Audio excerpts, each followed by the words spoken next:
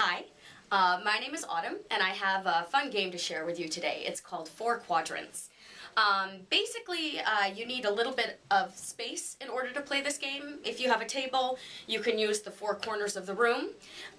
Basically, the idea is to give each of the four corners a room an assigned emotion, or maybe it's a movie genre, or maybe it's a music genre. This is a really common improv game. So you give the class a scene. Maybe you have two people who start the scene and you just keep adding people in so that you have like a little party going on. And the key is that as they're doing the scene, you tell them when to move. Once they move to the other part of the room, the whole scene stays the same except they have to change it based on something else. So maybe if you're doing movie genres and you have a horror movie, you have an action movie, you have a romantic comedy, and you have a tragedy.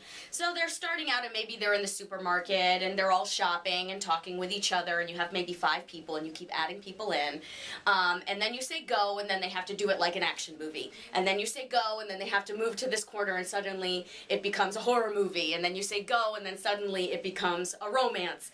So it's kind of a fun take on a traditional role play. Maybe you have a fun context and they're doing a role play, but just to spice it up a little bit and make it more challenging, they have to switch genres within that role play.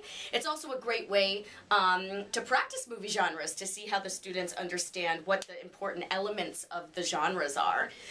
You can, after you do this activity, then you can expand it into even writing a movie script.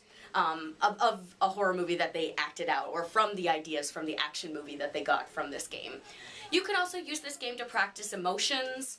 You can use this game to practice places with beginners, like the scenes in a supermarket. What can you find there? And they have to use supermarket vocabulary, and you say go, and they move to another corner, and suddenly the scene is in a doctor's office, suddenly the scene is at the airport, suddenly the scene is at an office. So there are many ways to use this game. I hope you have a lot of fun with it. The only problem is that you need a lot of space, and you want to make sure that your students feel comfortable role-playing and making mistakes and putting themselves out there. I often do this game once I'm sure I have a really strong group dynamic with my class.